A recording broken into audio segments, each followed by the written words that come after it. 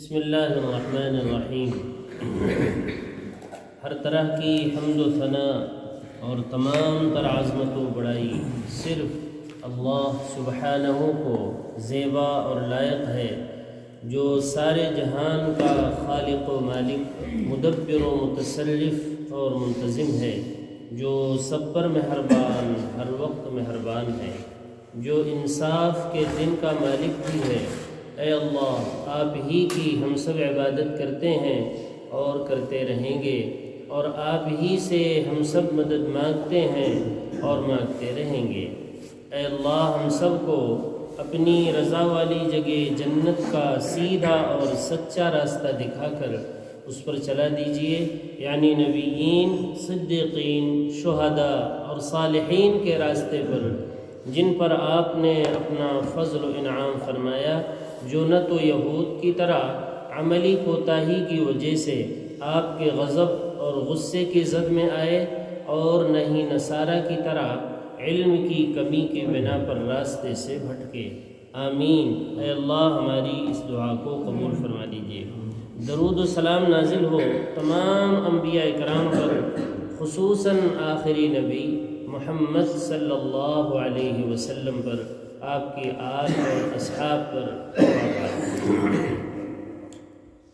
فأعوذ باللہ من الشیطان الرجیم، بسم اللہ الرحمن الرحیم۔ والذین یجتنبون کبائر الإثم والفواحش وإذا ما غضبوا هم يغفرون۔ والذین استجابوا لربهم وأقاموا الصلاة وأمرهم شورى بينهم ومما رزقناهم ينفقون۔ والذین إذا أصابهم البغي هم ينتصرون۔ وجزاء سيئة سيئة مثلها، فمن عفا وأصلح فأجره على الله إنه لا يحب الظالمين۔ ولمن انتصر بعد ظلمه فأولئك ما عليهم من سبيل، إنما السبيل على الذين يظلمون الناس ويبغون في الأرض بغير الحق، أولئك لهم عذاب أليم۔ ولمن صبر وغفر إن ذلك لمن عزم الأمور۔ یہ سورہ شورى، سورہ نمبر 42 کی آیت نمبر 37 سے لے کر 43 تک۔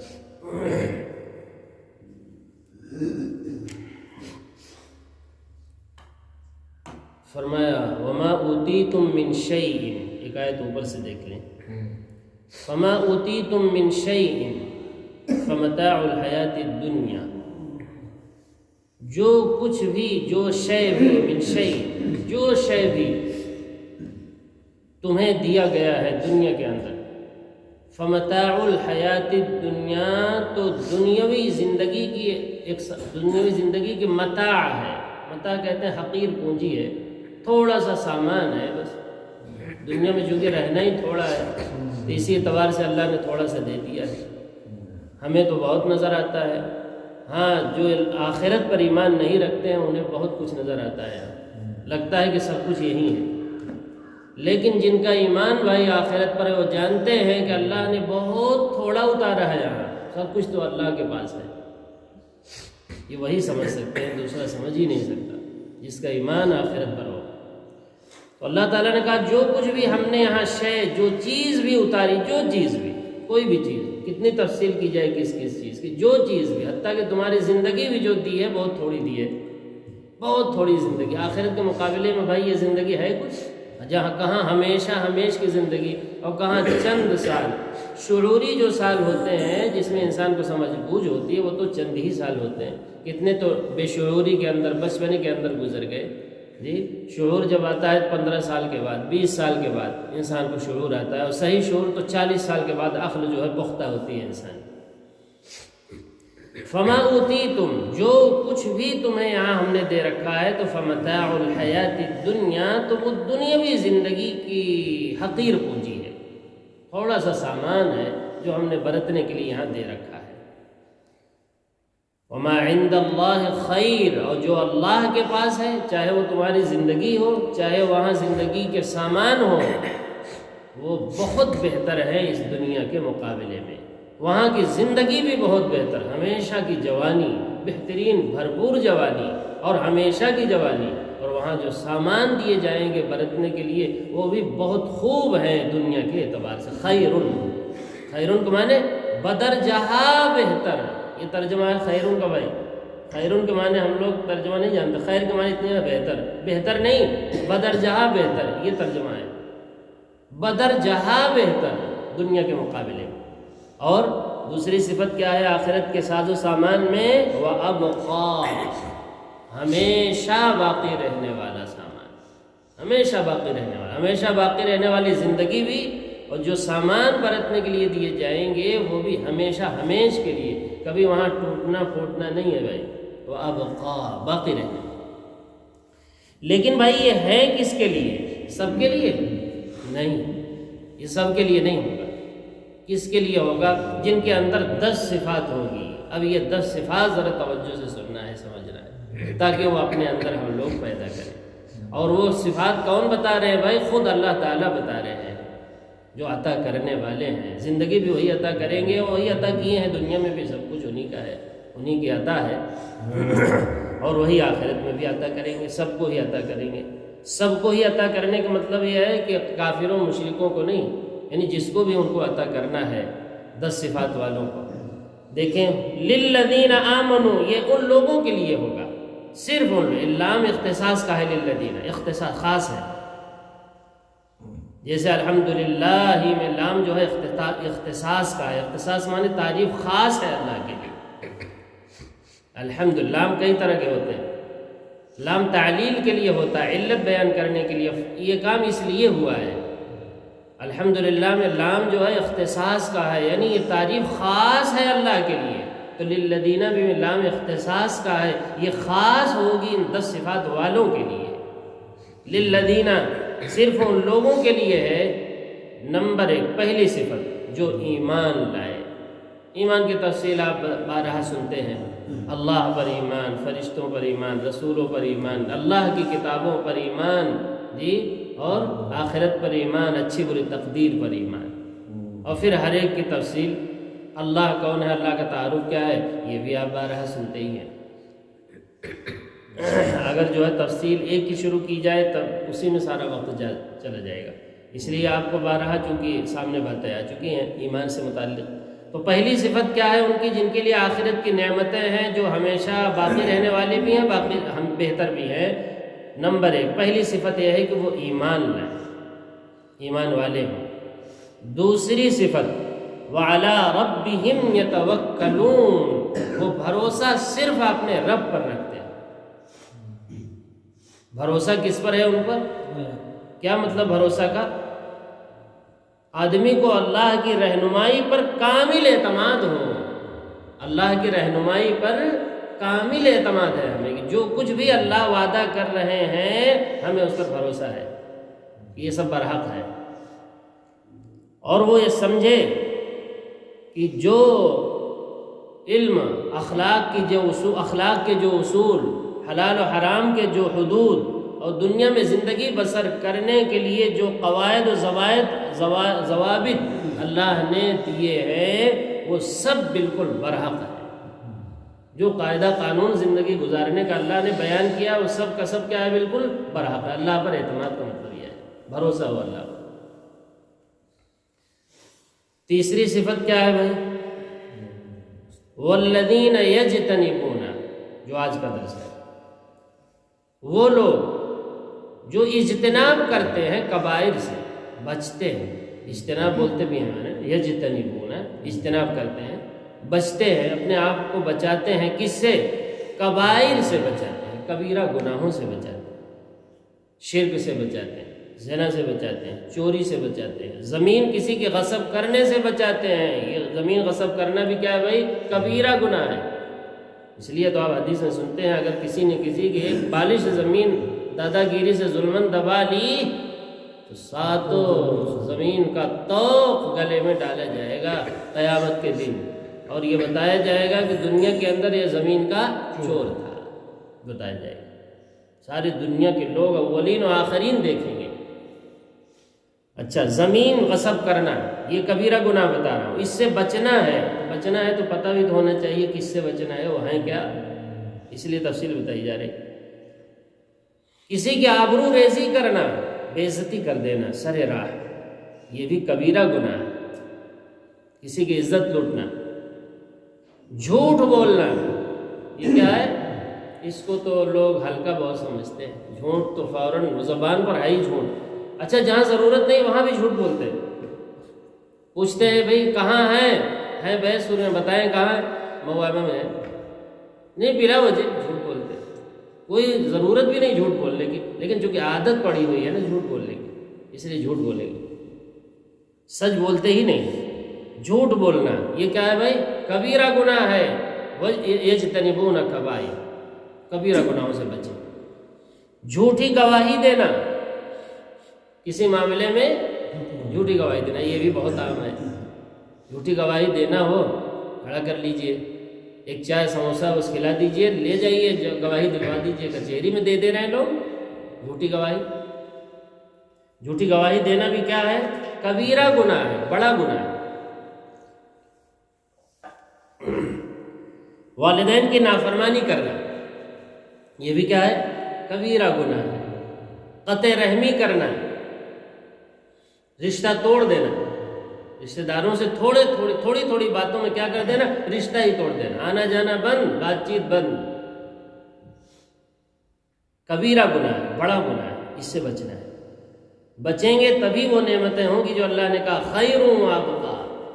اگر نہیں بچیں گے تو وہ نعمتیں نہیں ہیں پھر، ہر ایمان والے کے لیے نہیں کہ جو بھی کلمہ پڑھ لیا بس سب کے لیے۔ یہ صفات اپنے اندر پیدا کرنا پڑے گا ان نعمتوں کے لیے۔ شراب پینا یہ کیا ہے؟ کبیرہ گناہ ہے۔ سود کھانا یہ کیا ہے بھائی؟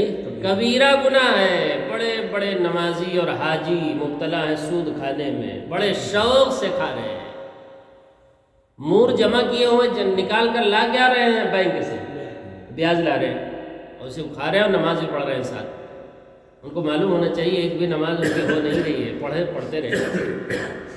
یہ نماز کس کے لیے پڑھ رہے ہو؟ اللہ کے لیے۔ اللہ کے لیے پڑھ رہے ہو تو پہلے سود چھوڑو، تب نماز پڑھو تو کارآمد بھی ہوگی۔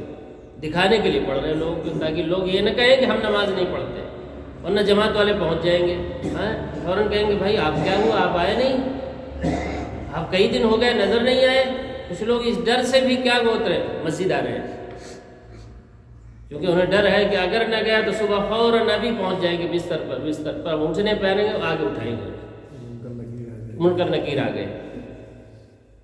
حالانکہ سود کھائے جا رہے ہیں برابر اور نماز پڑھ رہے ہیں۔ بھائیو اصلاح کرو اپنی، یہ نہیں کر رہا ہوں نماز چھوڑ دو، نماز تو پڑھو ورنہ عادت بھی چھوٹ جائے گی۔ ہاں سود چھوڑو، نماز مت چھوڑو۔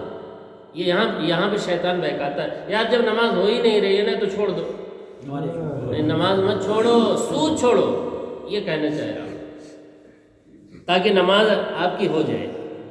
سود کھانا یہ کیا ہے بھائی؟ کبیرہ گناہ ہے۔ اور کبیرہ گناہ کیا ہے؟ جگہ جگہ جو اللہ نے قرآن میں بیان کیا، یتیم کا مال ہڑپ کرنا یہ بھی کبیرہ گناہ ہے۔ یہاں بھی کتنے لوگ مبتلا ہیں۔ بھائی کا انتقال ہوا نہیں کہ نیت خراب ہوئی نہیں ہے کہ نہیں؟ بھائی کا انتقال ہوا، چھوٹے چھوٹے اس کے بچے ہیں تو دوسرے بھائیوں کی نیت خراب ہو گئی۔ اب ہمیں جو ہے قبضہ کرنا ہے، کچھ تو لینا ہی ہے، کچھ تو لینا ہی ہے ہمیں۔ یتیم کا مال ہڑپ کرنا۔ اور کیا ہے کبیرہ گناہ؟ فرائض کا ترک کرنا، فرائض کا ترک کرنا۔ روزہ رکھنا فرض ہے، نہیں رکھتے، کبیرہ گناہ ہے۔ نماز پڑھنا ہے ایمان لانے کے بعد، کلمہ پڑھنے کے بعد فرض ہے، نہیں پڑھتے، کبیرہ گناہ ہے۔ اب بتائیے ہے کوئی بچہ؟ کہیں نہ کہیں سے کبیرہ گناہ کر ہی رہے ہیں، تو اللہ کیا کہہ رہے ہیں؟ وہ نعمتیں اگر چاہتے ہو جو خیرن ہمیں بہتر ہے، وہ ابقا اور باقی رہنے والی ہیں، تو یہ صفات اپنے اندر پیدا کرنا پڑے گا۔ دنیا کی چیزیں لینے کے لیے کتنے جو ہے شرائط ہوتے ہیں بھائی، تو آخرت ایسی سستی ہے جنت کیا؟ اللہ نے شرائط بیان کیا، اس لیے دھوکہ نہ کھائیں باہر کے لوگوں سے، ادھر ادھر کے جو بیانات ہو رہے ہیں مولویوں کے، جو اللہ بڑا رحیم ہے، یہ سب پھر کیا ہے؟ یہ جو تفسیر اللہ نے بیان کی بیکار ہے، یہ لا ریب جو تفسیر ہے اللہ جو خود بیان کر رہے ہیں، اور یہ کہہ رہے ہیں کہ لا ریب ہے، جو بات جیسے بیان کر رہے ہیں وہ برحق ہے، پھر تو وعلی ربہم یتوکلون ہوا ہی نہیں، اپنے رب پر بھروسہ ہی کہاں ہے؟ بھروسہ کا مطلب یہی ہے کہ جو کچھ بھی اللہ بیان کر رہے ہیں وہ سب بالکل برحق ہے، بھروسہ رکھو اللہ کی بات پر، بھروسہ ہی نہیں ہے۔ فرائض کا ترک کرنا اور ناحق قتل کرنا، ناحق قتل کرنا یہ بھی کیا ہے؟ کبیرہ گناہ ہے۔ تو کتنی چیزیں ہو گئی بھائی؟ 3 چیزیں ہو گئی نا، 3 صفات۔ اجتناب الکبائر، کبائر سے اجتناب، ہم نے کبائر کی فہرست پوری تو نہیں بیان کی ہے، کچھ بیان کر دی۔ نمبر 4 اجتناب الفواحش، والذین یجتنبون کبائر الاثم والفواحش، ہے نا، اثم مانے گناہ کے ہے، کبیرہ گناہ، اور کس سے بچنا ہے؟ نمبر 4 والفواحش، فواحش کو الگ لائے، حالانکہ اسم گناہ میں وہ بھی ہے، اس کو الگ بیان کیا کیونکہ وہ ایک الگ نمبر ہے مستقل، بہت اہم ہے۔ فواحش میں کیا آتا ہے؟ فواحش میں زنا، بے حیائی کے کام کرنا، زنا کے قریب لے جانے والی چیزیں کرنا، اگرچہ وہ صغیرہ ہے لیکن زنا کرنا یہ کبیرہ گناہ ہے۔ اسی طریقے سے مردوں سے آپس میں بدفعلی کرنا یہ بھی کبیرہ گناہ ہے۔ یہ آئے گا فواحش کے اندر۔ اپنے آپ کو بچاتے ہوں کس سے بھائی؟ الفواحش، فاحشہ کی جمع ہے۔ اللہ تعالیٰ نے ایک جگہ سورۃ الاسراء میں فرمایا وَلَا تَقْرَبُوا الزِّنَا، زنا کے قریب بھی مت جانا، اِنَّهُ كَانَ فَاحِشَةً، خود ہی فرمایا کہ اس لیے وہ فاحشہ ہے۔ تو فواحش کی تفسیر اللہ نے گویا خود فرما دی قرآن میں کہ فاحشہ کہتے کسے ہیں؟ زنا کو۔ وَلَا تَقْرَبُوا الزِّنَا إِنَّهُ كَانَ فَاحِشَةً، زنا کے قریب مت جانا اس لیے کہ وہ فاحشہ ہے۔ یہ فاحشہ واحد ہے، اس کی جمع آتی ہے فواحش، جو یہاں ہے، یہاں جمع کے ساتھ ہے اور وہاں واحد کے ساتھ ہے۔ فواحش سے بچاؤ۔ کتنی چیزیں ہو گئیں؟ کتنی صفات ہو گئیں؟ 4 صفات ہو گئی۔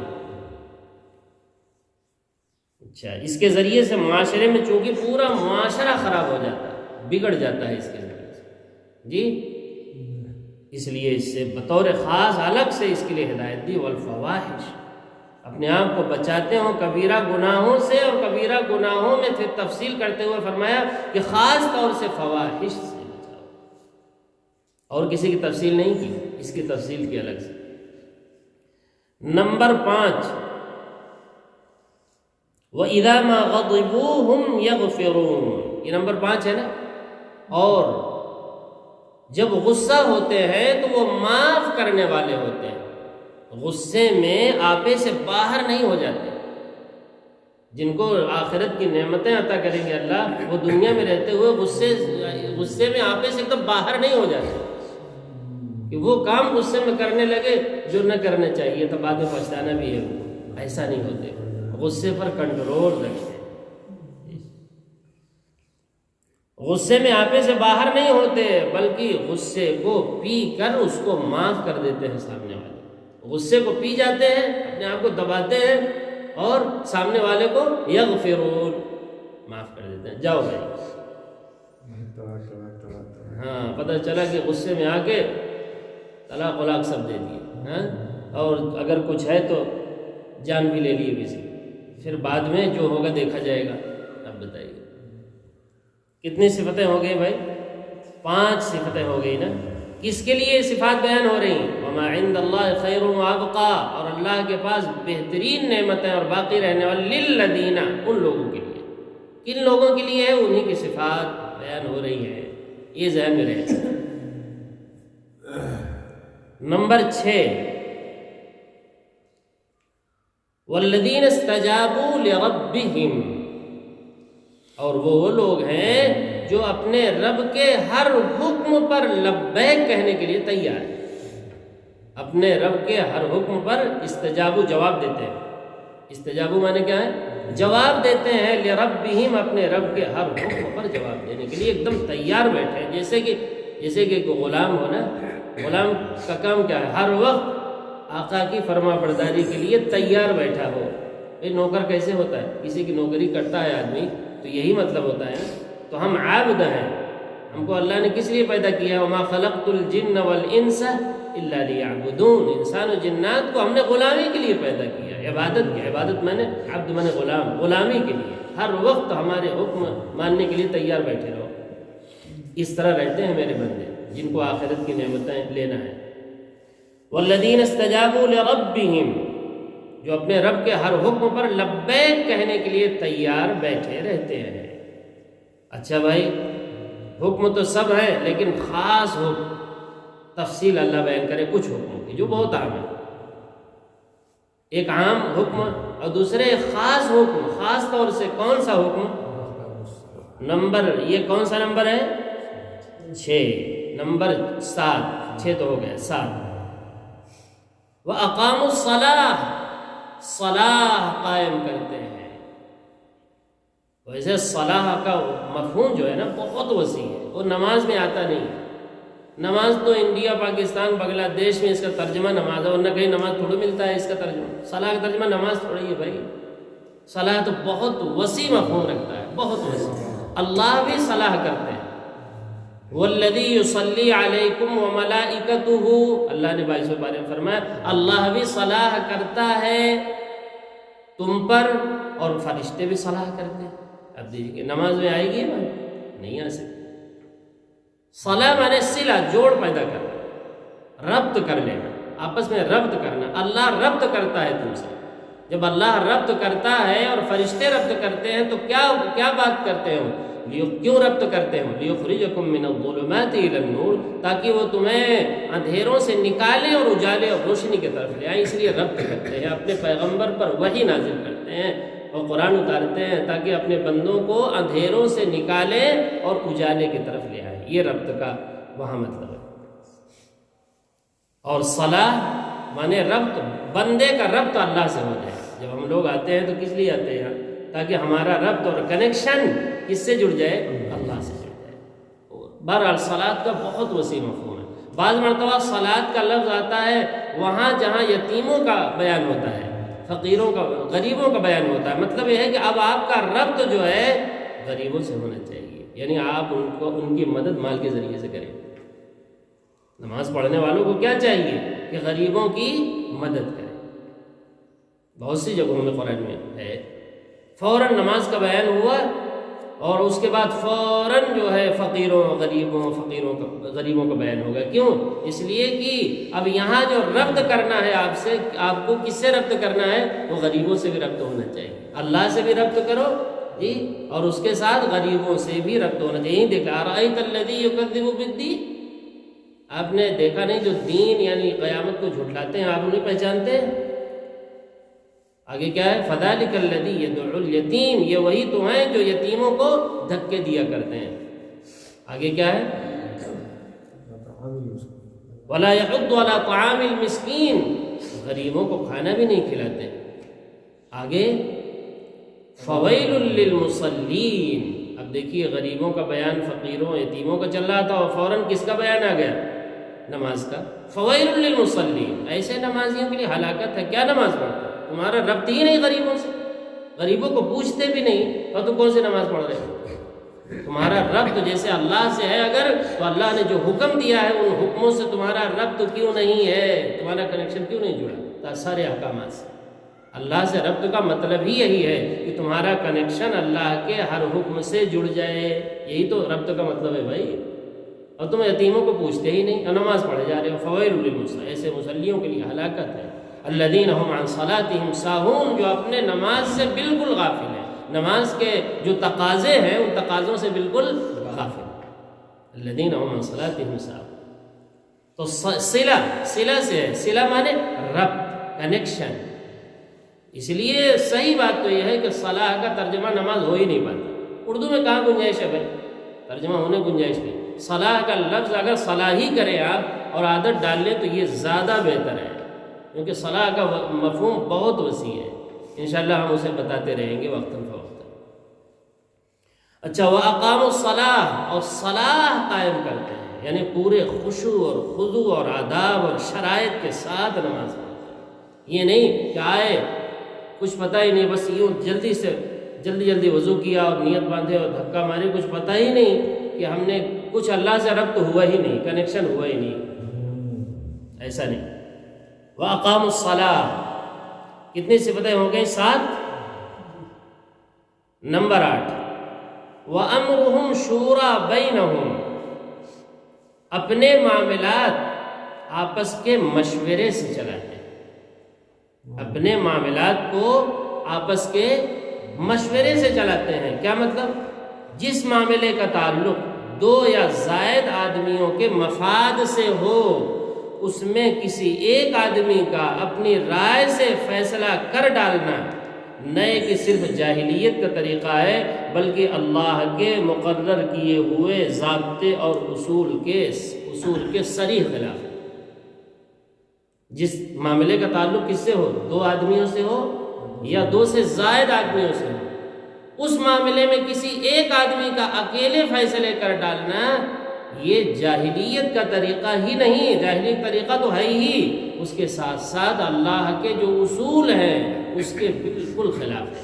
اللہ نے کیا اصول مقرر کیے ہیں؟ مشورہ کرو. جو بھی کام ہو 2 زائد سے متعلق ہو. دیکھتے نہیں ہیں کتنے مثال لے لیجیے جو آسانی سمجھ میں آئے. ایک درخت ہے مثلا، 2-3 آدمی اس میں شریک ہیں. اب کوئی صاحب اٹھے اور اپنی مرضی سے اسے بیچ ڈالے، بیچ کر کے پھر کہتی ہے صاحب یہ پیسے ہیں فلاں ہے، یا پتہ نہیں کتنے پیسے ہیں یا کیا ہے، وہ وہی جانتے ہیں جی. اس میں کچھ مشورہ ہی نہیں کیا کہ بھیا یہ بیچنا ہے، آپ کی کیا رائے؟ ان کو چاہیے کہ آپ سے بھی رائے لیں وہ جی.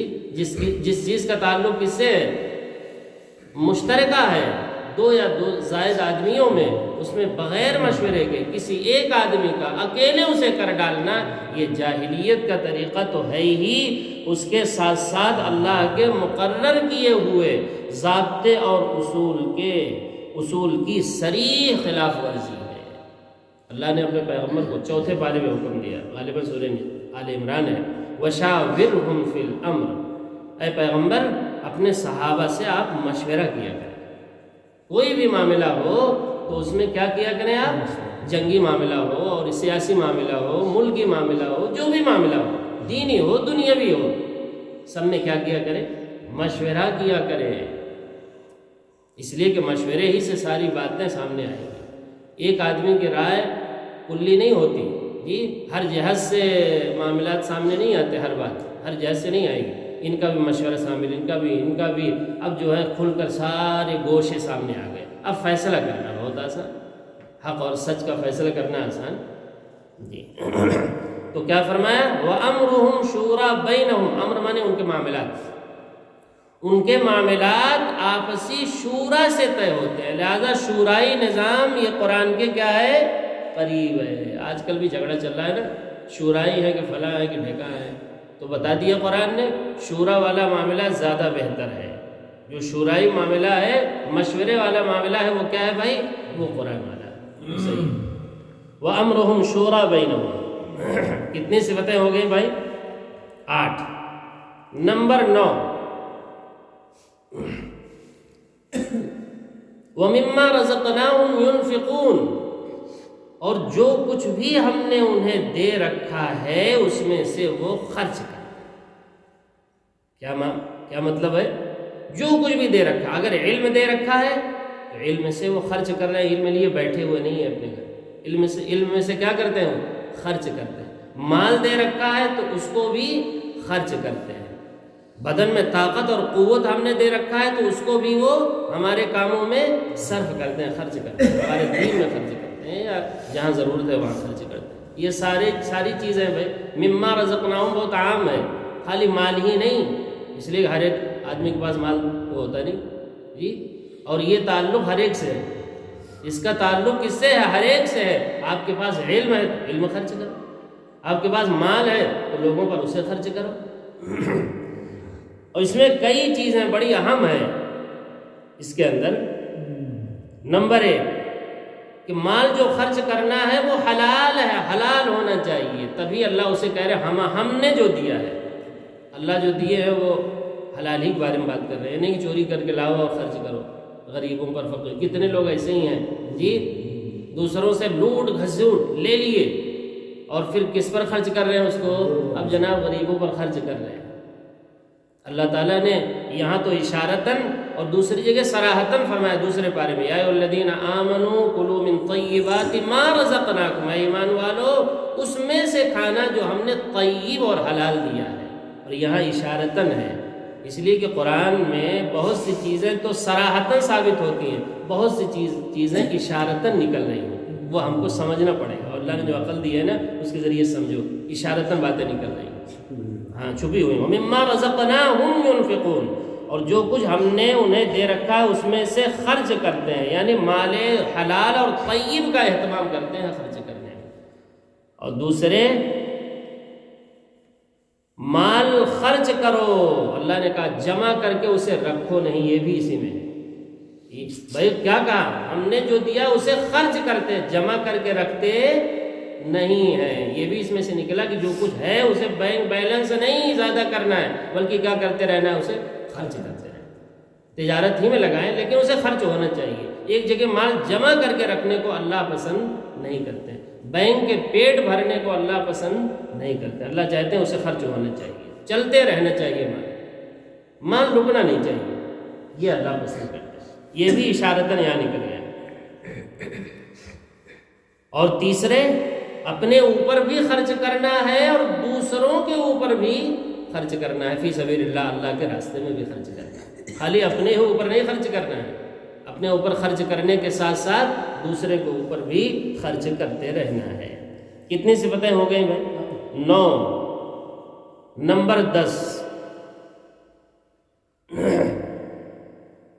والذین اذا اصابهم البغی، اور وہ بندے جن کے لیے آخرت کی نعمتیں ہیں، باقی رہنے والی اور بہترین نعمتیں ہیں، جب ان پر کوئی ظلم زیادتی کرتا ہے، اذا اصابهم البغی، بغاوت، ظلم، زیادتی جب ان پر کوئی کرتا ہے، ہم ینتصرون، تو وہ بھی انتقام لیتے ہیں۔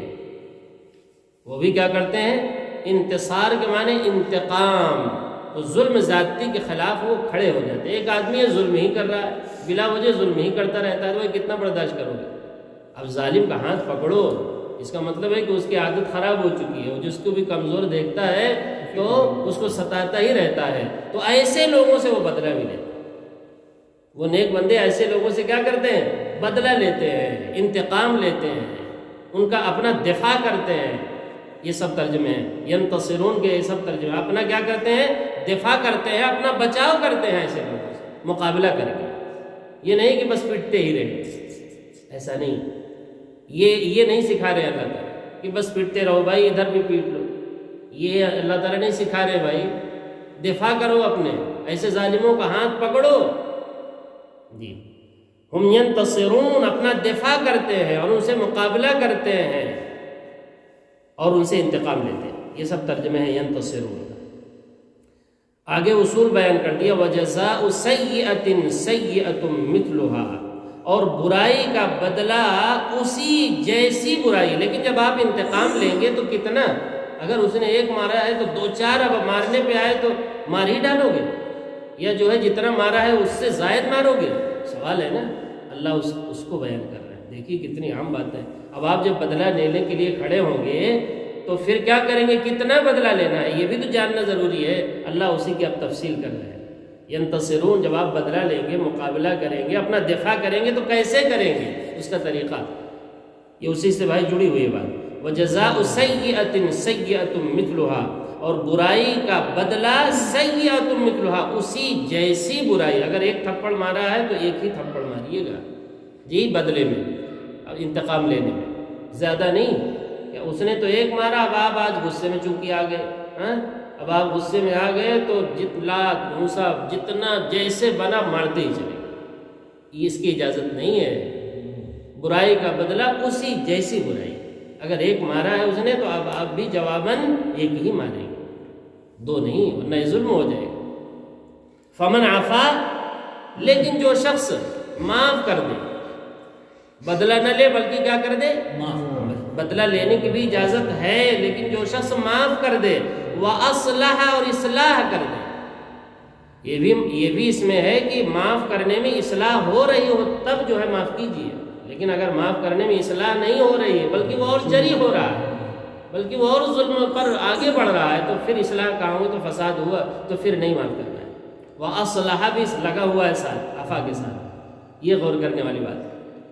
عفا معاف اسے کرنا ہے وَأَصْلَحَ جہاں اصلاح کی بات ہو رہی ہو، اور اگر اور ظلم زیادتی پر وہ جری ہو رہا ہو تو کہاں اصلاح ہوئی، تو پھر اس سے بدلہ لو تاکہ اسے بھی پتہ چلے۔ دونوں باتیں اللہ نے بیان کی۔ وَأَصْلَحَ بہت عجیب جملہ ہے، وَأَصْلَحَ، اور اصلاح کر دے، فَأَجْرُهُ عَلَى اللَّهِ، تو اس کا اجر الگ سے اللہ کے اوپر ہے، اللہ اسے عطا کرے گا کہ اس نے معاف کر دیا، اور معاف اس طرح سے کیا اور ایسے دفع کیا برائی کو، اتنا حسن سے، جیسے پیچھے آ چکا ہے ادفع باللتی ہی احسن، برائی کو دفع کرو خوبصورت انداز میں، اور وہ انداز ایسا ہو کہ فَإِذَا الَّذِي بَيْنَكَ وَبَيْنَهُ عَدَاوَةٌ كَأَنَّهُ وَلِيٌّ حَمِيمٌ، جس کے اور تمہارے درمیان دشمنی ہے وہ تمہارا جگری یار بن جائے، اس طرح دفع کرو۔ یہ ہے اصلاح، یہ کیا ہے، یہ پھر اصلاح ہے۔ اگر ایسا جو ہے دفع کر رہے ہو، معاف کر رہے ہو، تب تو پھر بہت اچھی بات ہے، لیکن اگر معاف کرنے میں وہ اور ظلم زیادتی، وہ اور بڑھتا ہے آگے ظلم میں، تو پھر اس کو معاف نہیں کرنا ہے، پھر ایسے شخص سے بدلہ لو، یہ پیچھے آ چکا۔ فَأَجْرُهُ عَلَى اللَّهِ، اور اگر اصلاح کر دے، اصلاح بھی کیسی کہ اس کے اور تمہارے درمیان سب عداوتیں ختم ہو گئیں، كَأَنَّهُ وَلِيٌّ حَمِيمٌ ہو گیا، وہ جگری یار بن گیا، تو پھر ایسے شخص کا اجر اللہ پر ضروری ہے، اللہ ایسے شخص کو ضرور اجر عطا فرمائے گا۔ لیکن اگر جو ہے بدلہ لے رہے ہو تو بدلہ لینے میں پتہ چلا زیادہ بڑھ گئے تو غصہ چونکہ آ گیا ہے نا، بھائی بدلہ لیتے ہو تو غصہ تو آئے گا، اب غصہ آیا ایک نہیں 2 4 5 رسید کر دیے، آج تو غصہ آیا تو اللہ تعالیٰ فرماتے ہیں انہ لا یحب الظالمین، اللہ ظالموں کو پسند نہیں کرتے ہیں۔ اب تم بدلہ لینے پہ آئے تو ظلم کرنے لگے، تو پھر ظالموں کو اللہ پسند نہیں کرتے ہیں۔ دیکھیے ٹائم زائد ہو چکا ہے، اب اس کا ترجمہ بعد ہی میں کرتے ہیں، ٹھیک ہے، اور لوگوں کو کچھ کام بھی ہوگا۔ اللہ تعالیٰ سے دعا ہے کہ قرآنی باتوں کو پوری توجہ کے ساتھ، عظمت کے ساتھ، محبت کے ساتھ سننے کی، سمجھنے کی، اور پھر اس پر اخلاص کے ساتھ عمل کرنے کی توفیق عطا فرمائے۔ جب تک زندہ رکھے صحیح ایمان، صحیح اسلام پر زندہ رکھے، جب موت آئے تو صحیح ایمان، صحیح اسلام پر موت آئے۔ سبحانک اللہم و بحمدک اشہد ان لا الہ الا انت استغفرک و اتوب الیک۔